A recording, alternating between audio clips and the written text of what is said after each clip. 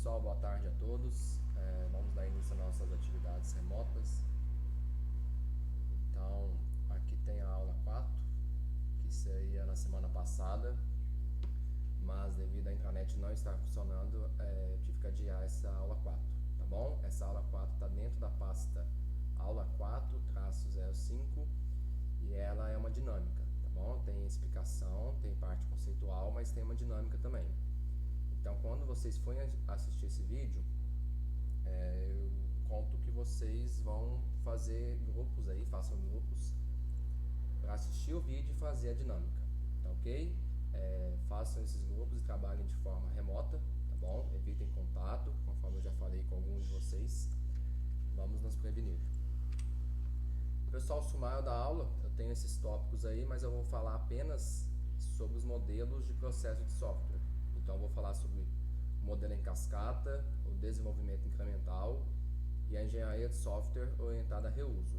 Essas 4 atividades do processo, elas são da semana que vem, explicação para a semana que vem, e essa questão de lidando com mudanças também, tá bom? Então o foco da aula hoje são esses 3 modelos de processo de software. Pessoal, então a primeira definição aí, o que é um processo de software? Sempre que a gente ouve sobre processo, a gente verifica que é uma coisa mais formal. Então seriam todas as atividades para a construção de um produto de software. Desde lá, reunião com o cliente para a especificação de requisitos, até a implementação daquele software, daquele sistema, e a realização de testes, e depois a entrega ao cliente com melhoria do produto, tá bom? Então esse processo de software engloba todas as atividades que estão descritas aqui, ó. Requisitos de software, desenvolvimento de software, testes e evolução, ok? Então sempre que falar de processo de software, são todas as atividades relacionadas à produção do software. Daí existem muitos processos de software diferentes, né? Nesse caso estou falando assim, tem para a construção de um jogo, para a construção de um site, para a construção de um sistema de controle de estoque. Então existem vários processos diferentes. Só que todos eles incluem essas 4 atividades: especificação de software, projeto e implementação de software, validação de software e evolução de software, tá bom? Tem a definição deles nos próximos slides, tá bom? Mas eu vou explicar sem olhar e fica mais dinâmico. Especificação de software. Nessa parte a gente conversa com o cliente, verifica o que ele quer que faça, o que ele quer que não faça, as funcionalidades, que seriam os requisitos funcionais, e as restrições, que seriam os requisitos não funcionais. Bom, projeto e implementação de software. Nesse caso aqui a gente vai verificar o seguinte, quais são as ferramentas necessárias em termos de hardware, software, mão de obra, quantos programadores, quantos testadores de software e, de fato, como que eu vou fazer o software. Então vão ser criadas funções na linguagem C, na linguagem Java, em Python, e depois eu implemento, tá bom? Então não é apenas implementar, é organizar como vai se dar essa implementação e quais recursos vão ser usados. A parte de validação de software é a realização de testes para verificar se todas as funções foram criadas de forma correta e também se tudo o cliente pediu está contemplado no seu software, no seu sistema. E temos a evolução de software, que é quando a gente entrega o produto ao cliente e ele verifica se é aquilo mesmo que ele quer, se faltou alguma coisa ou se teve algum mal entendido entre o cliente nosso e nós, desenvolvedores, tá bom? Nós como empresa. E também a questão de manutenção. Ele pode pedir novas funcionalidades e o nosso sistema tem que atender todas essas novas funcionalidades. Então as 4 etapas aí, ó, especificação de software. A funcionalidade do software e as restrições a seu funcionamento devem ser definidas. Funcionalidade do software, requisitos funcionais, restrições, requisitos não funcionais. Projeto e implementação de software. O software deve ser produzido para atender às especificidades. Validação de software. O software deve ser validado para garantir que atenda às demandas do cliente, ou seja, ao que o cliente pediu lá na primeira atividade, lá na atividade especificação de software. E a 4ª atividade Evolução de software. O software deve evoluir para atender às necessidades de mudança dos clientes. Ok, essas 4 atividades, a gente vai ver mais detalhes nas próximas aulas, tá bom? Não é o foco da aula de hoje, mas é bem tranquilo entender o que cada atividade faz.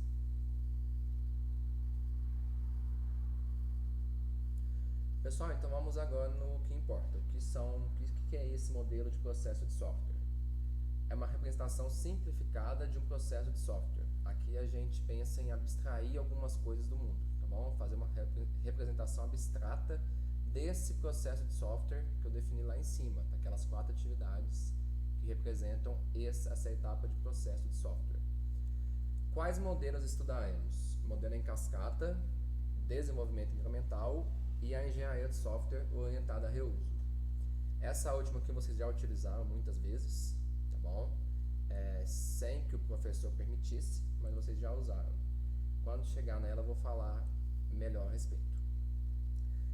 No final da aula eu vou explicar sobre o trabalho que vocês vão fazer, tá bom? E o trabalho que vocês vão fazer vão ser outros modelos, sem ser esses 3 modelos aqui, tá bom? Existem outros modelos na literatura de processo de software, e aí vocês terão o trabalho, né, a função de explicar eles para mim.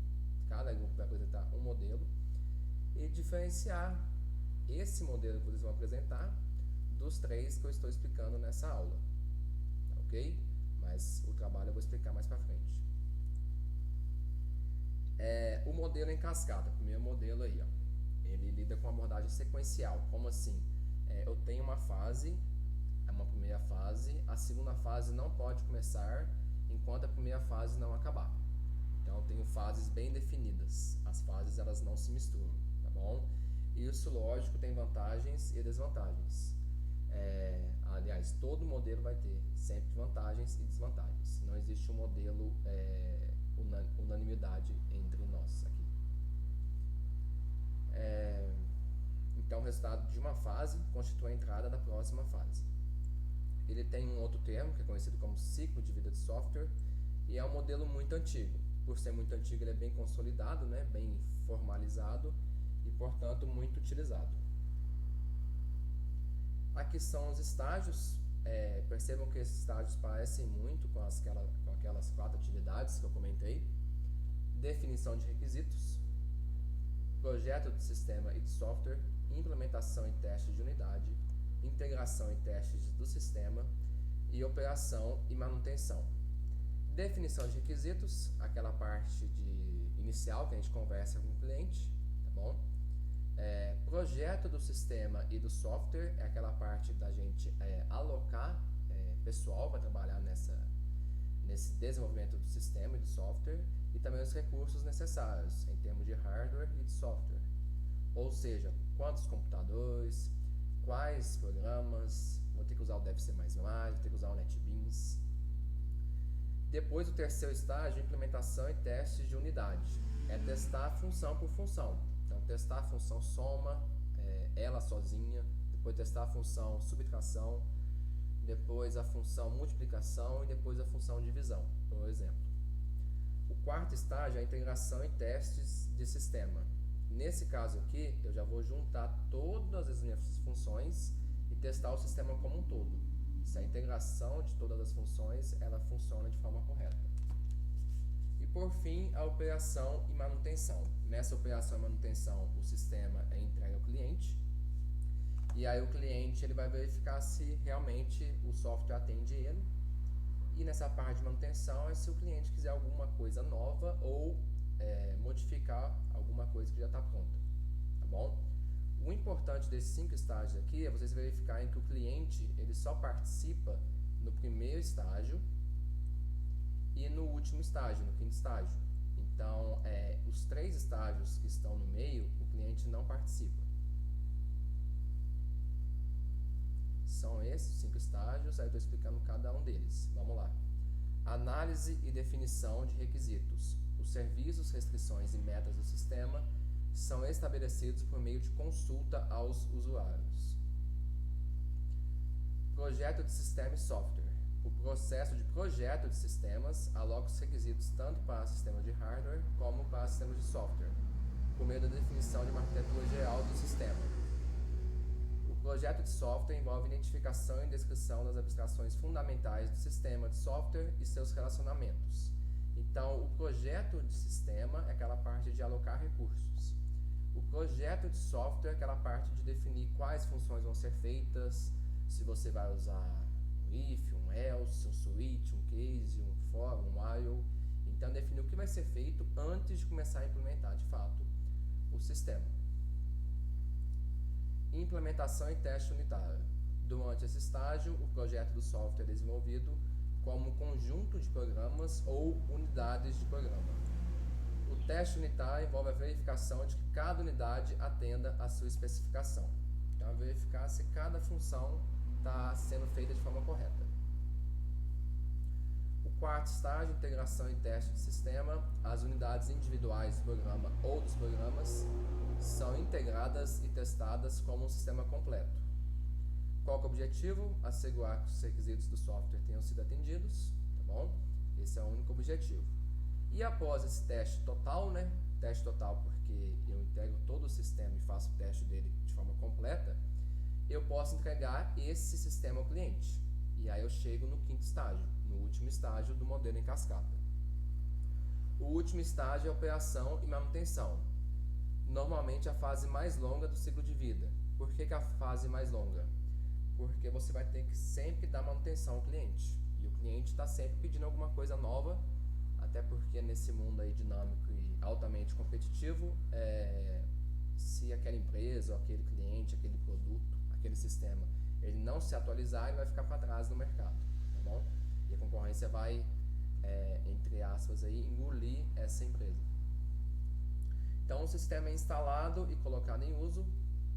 Daí, esses dois primeiros tópicos aí são mais em relação à operação, né? O sistema é instalado e colocado em uso, a parte operacional aí. E a manutenção, que é a segunda parte, envolve a correção de erros que não foram descobertos em estágios iniciais do ciclo de vida. Por que não foram descobertos esses erros? Porque lá nos 3 estágios intermediários, o estágio 2, 3 e 4, o cliente não participa. Então não tem como eu, como empresa, como desenvolvedor, perceber que eu cometi algum erro, que eu fiz alguma coisa que eu entendi errado do cliente e ele não queria que fizesse dessa forma. Bom? Então, quais são os objetivos aí? Melhora da implementação das unidades do sistema e ampliação de seus serviços em respostas descobertas de novos requisitos. Tá bom? Essa parte aqui seria uma melhoria do seu sistema. Esse é o primeiro modelo em cascata. Então, eu apresentei os 5 estágios. Acho que ficou bem claro aí que são 5 estágios bem delimitados, de forma que 2 estágios não ocorrem ao mesmo tempo. O primeiro estágio tem que acabar para começar o segundo estágio e assim por diante. E aí, conclusão do modelo. Quando usar? O modelo em cascada deve ser utilizado apenas quando os requisitos forem bem compreendidos e houver pouca probabilidade de mudanças radicais durante o desenvolvimento do sistema. Por que eu destaco esses itens aí? Requisitos forem bem compreendidos. Como a gente, né, comunica com o cliente só no começo, lá naquele primeiro estágio, se eu não entender o que o cliente me pediu, se eu não entender todos os requisitos, tá bom? Se o cliente não explicar de forma correta, de forma que eu entenda, né, de forma compreensível, provavelmente o sistema vai ser construído de forma incorreta, tá bom? E esse próximo item que eu destaquei, pouca probabilidade de mudanças radicais, como eu não converso com o cliente durante o desenvolvimento do sistema, né?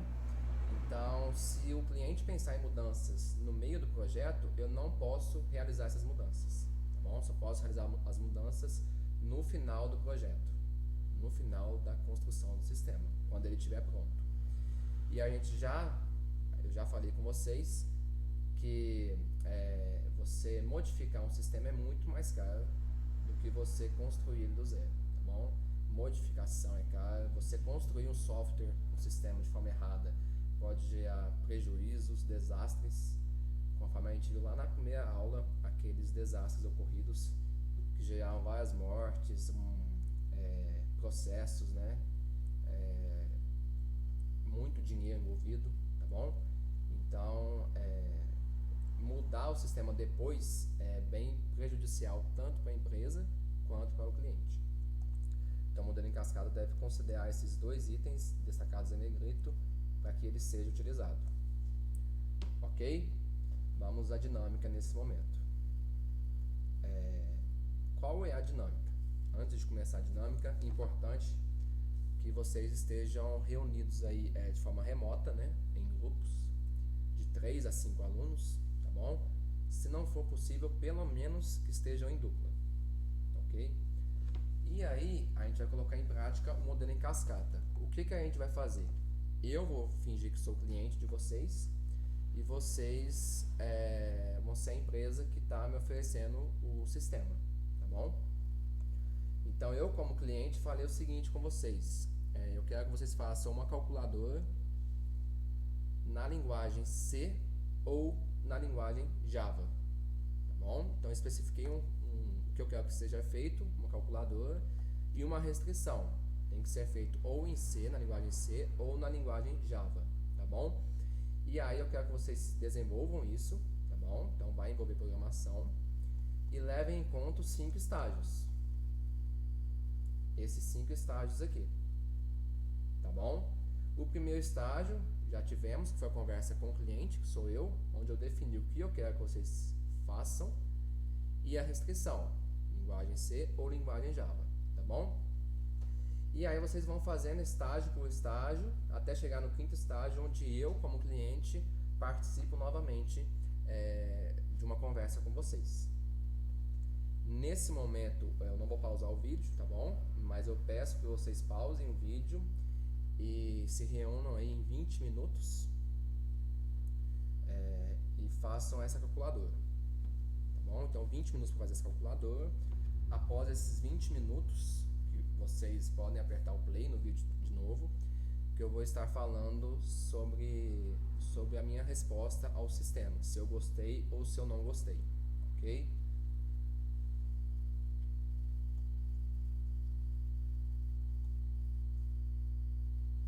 Bom, então, passados 20 minutos aí, eu não vou conseguir olhar o que vocês fizeram, tá bom? Mas eu, como cliente, eu esperava que a calculadora tivesse as 4 operações básicas, adição, subtração, multiplicação e divisão, tá bom? Além da potência, calcular a potência. Então, se vocês não colocar o cálculo da potência, eu como cliente estou insatisfeito. Outra restrição, eu queria que a subtração de 2 números fosse feito sempre do maior menos o menor. Ou seja, se eu tenho 2 números 10 e 20, eu não quero que seja feito 10 menos 20, quero que seja feito 20 menos 10. Tá bom? Então, dessas 2 considerações. Uma terceira consideração eu queria que vocês não permitissem a divisão por zero. Não existe divisão por zero, ok? E uma quarta consideração que eu queria que vocês atendessem é que eu queria que fossem passados 2 números sempre positivos. Então, se o usuário lá colocou algum número negativo, que vocês proibissem isso para ele e pedissem novamente. Bom, então são essas 4 considerações que eu como cliente queria que o sistema tivesse. E se no de vocês não fizeram assim, eu estou insatisfeito com vocês, tá bom? E agora a gente vai passar para o próximo modelo, para entender essa dinâmica melhor. Conforme eu falei com vocês anteriormente, o modelo em cascata, quando ele deve ser usado, quando os requisitos forem bem compreendidos.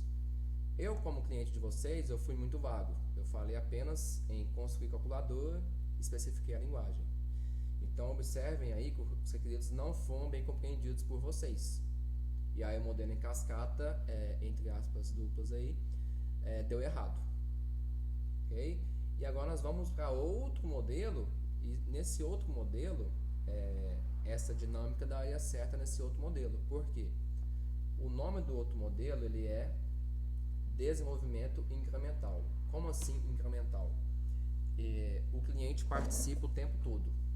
Então, cada fase, né, cada funcionalidade que vocês forem fazendo, Vocês vão mandando para o cliente vai verificando se é isso mesmo que o cliente quer. Imagina esse caso da calculadora aí, ó. Vocês fariam a função de soma e já mandariam para mim. Eu testaria se estava ok e retornaria para vocês, daria um feedback.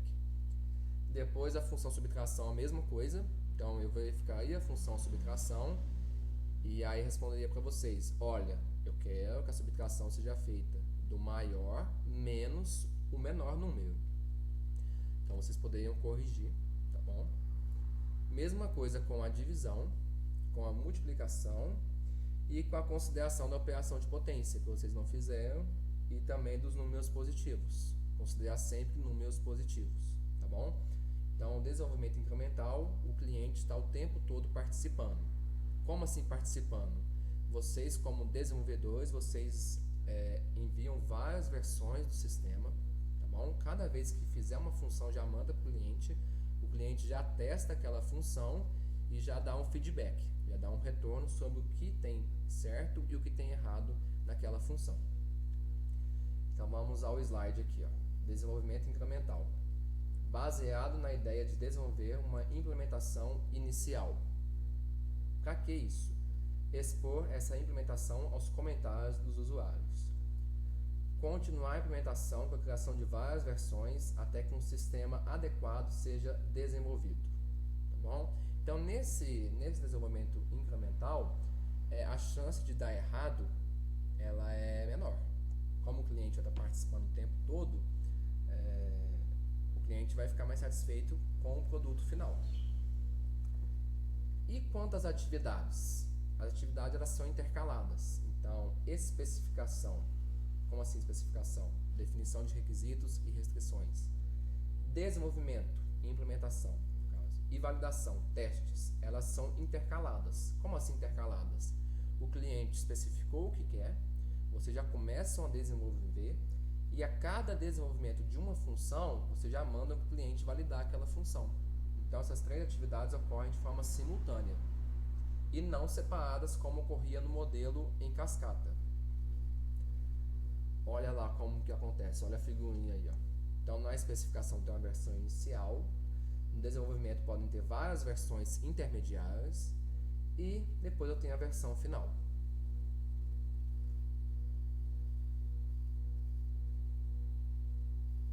Aqui não tem muita, nesse próximo slide não tem muita informação, tá bom? Que eu não tenha falado ainda. Vantagens em relação ao modelo em cascata, isso é um ponto importante. O custo de acomodar as mudanças nos requisitos do cliente é reduzido. Por que o custo é reduzido? Porque a gente consegue ver isso a cada função que a gente faz, né, como desenvolvedor, a gente consegue ver se o cliente está satisfeito ou não. Então a gente já altera a nossa forma de programação de acordo com o que o cliente pedir. É mais fácil obter feedback dos clientes sobre o desenvolvimento que foi feito. Esse parece bem óbvio, né? Se a gente está conversando o tempo todo com o cliente, logicamente ele vai ter, a gente vai ter mais feedback do cliente. É possível obter entrega e implementação rápida de um software útil ao cliente, mesmo se toda a funcionalidade não for incluída. Como assim? Esse é um ponto importante e nem tão claro pelos conceitos aqui. Eu não preciso entregar ao cliente o produto pronto. Eu posso entregar ao cliente um produto com metade das funções apenas. Só que essa metade das funções, se eu entregar no tempo anterior, já pode ajudar o cliente na empresa dele, na onde ele trabalha.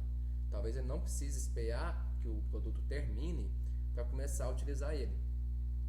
Então, se eu enviar o software parcialmente pronto ao cliente, ao mesmo tempo que eu ganho tempo para fazer o resto das funções, né, o cliente fica mais satisfeito e já pode usar isso na empresa, né, de forma a aumentar o lucro ou reduzir os custos. E aí o desenvolvimento incremental é isso, tá bom? Então a principal diferença entre o incremental e o cascata é que o incremental as fases ocorrem simultaneamente e aí o tempo todo eu converso com o cliente. Já no modelo em cascata não, as fases ocorrem de forma sequencial, então uma não acontece de forma simultânea com a outra e o cliente participa só lá no comecinho e no final. Então, só no primeiro estágio e no último estágio, tá bom? Aí, continuando a dinâmica aí, ó, qual que é o objetivo desse próximo exercício? Seriam vocês, né, implementarem função por função e mandarem para mim como cliente. Então, por exemplo, fez a função soma, manda para mim, eu verifico se está certo e retorno para vocês. Fez a função subtração, a mesma coisa, mandem para mim, eu verifico se está certo e retorno para vocês. Isso também vai acontecer com a multiplicação, com a divisão e com a potência. Então, vocês não precisam me mandar, tá bom? Mas pensem nisso. Cada função que vocês forem fazendo, vocês vão mandando para o cliente. Então, vão ter várias versões do produto, que são as versões intermediárias, até ter uma versão final. Ok? Esse segundo modelo. Vamos para o terceiro modelo e último. O terceiro modelo e último é a engenharia de software orientada a reuso.